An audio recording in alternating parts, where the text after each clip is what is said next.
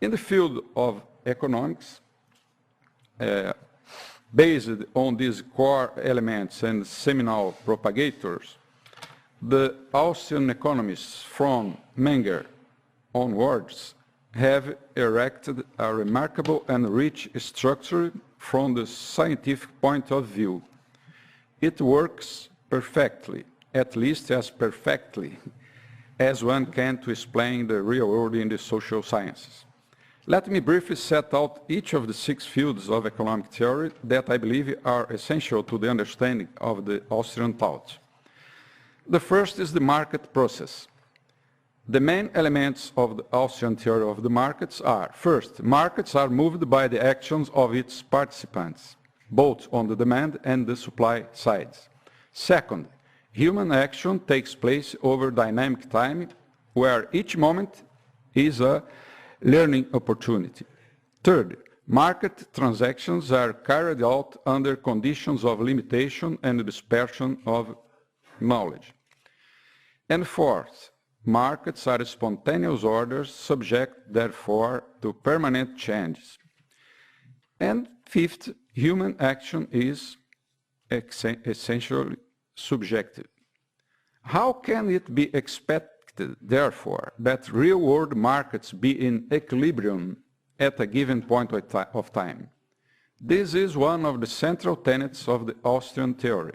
Markets are reflections of trials and errors in a permanent process for finding new opportunities, and whose dynamism does not provide room for balance or equilibrium.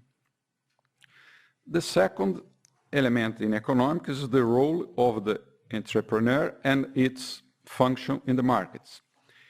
Entrepreneurship is the subjective individual ability to perceive the possibilities of gains on the markets. Therefore, it's nothing more than a category of action. Thus, human action can be considered a business phenomenon, specifically one based on the capabilities of perception, coordination, and creativity of the acting individual. In addition to economists of the Austrian tradition, each action embeds a pure and creative entrepreneurial component that does not require any cost.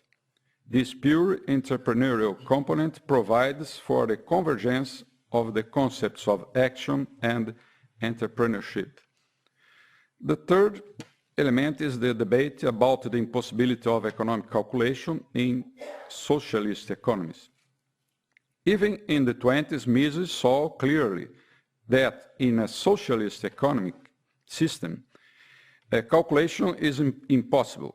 His argument was very simple. Economic calculation requires planners to know the prices, and these in turn to be considered prices as such and not pseudo prices, presuppose both the existence of the market process in which actions of bidders and sellers flow normally, and private property, a prerequisite of markets. Socialism, however, does not admit private property, so it makes no sense to speak about markets in a socialist system if there are no functioning markets and therefore no prices. Accordingly, if there are no prices, economic calculation is impossible. You know these arguments. The fourth element is the monetary theory. First I was a monetarist. I have a PhD, and my PhD dissertation was about Friedman arguments. I came from the dark side of the street and was saved by the lecture of human action.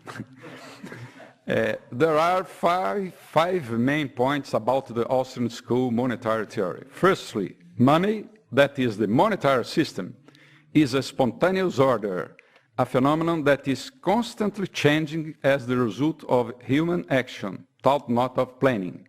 Secondly, variations in the stock of money have an unequal effect on relative prices, capital structure, and patterns of production in the economy. And in addition, they change the employment levels of the factors of production. Thirdly, money, like any other good, has its value established by the principle of marginal utility, as Mises showed a century ago by solving the problem of Austrian circularity, with his famous regression theorem. The fourth point is that business cycles are phenomena without manifesting themselves in the so-called real sector have only monetary causes. And lastly, Austrian scholars do not define inflation as continuous and widespread increase in prices, because that is actually a mere symptom of inflation. They define it as a permanent decline in the purchasing power of money caused ultimately by the issuing of currency with a consequent decrease in its marginal utility. The first element is the capital theory, which no doubt is an element that differentiates the Austrian school of thought from all others, simply because they do not have anything resembling a theory of capital. Its central tenet is the concept of capital structure or the structure of production, which describes a good that passes through various stages in the production process. These various stages correspond to the capital structure of the economy. Therefore, capital is not homogeneous and constant, as the macroeconomic models consider. It is essentially heterogeneous and varies with other factors of production over time. The heterogeneity of capital goods and the fact that the economies have capital structures have led, among other hypotheses, such as the methodological individualism, Austrian economists to reject macroeconomic analysis. The last element is the Austrian business cycle theory, ABCT, which is simultaneously a theory of money, of capital, and of business cycles. It shows how the issue of money and credit in excess of the corresponding amount of savings has the effects of reducing interest rates which initially fool agents into believing that this reduction is the result of higher savings.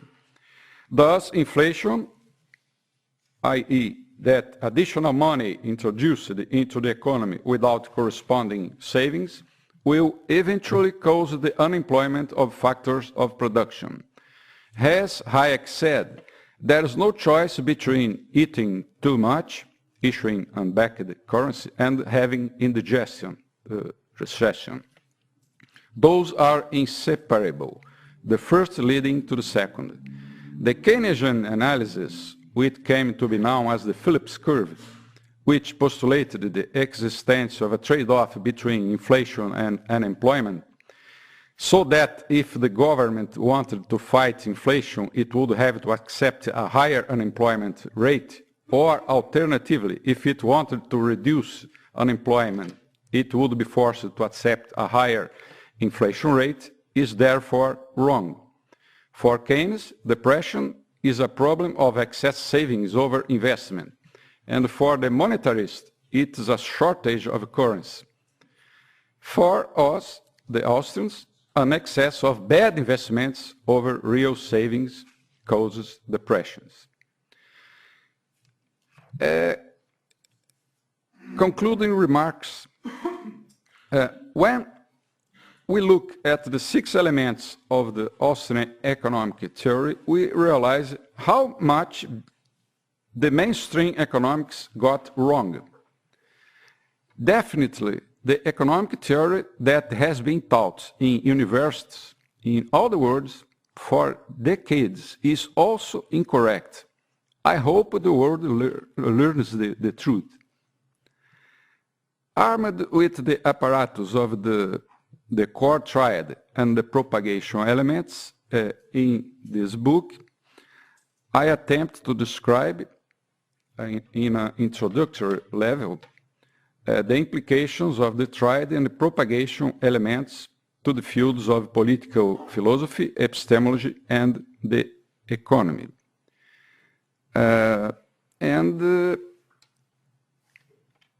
As I said, I know I know I came from the dark side of economics, and now I can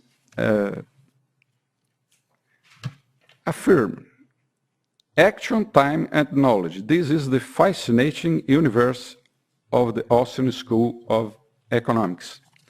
Thank you.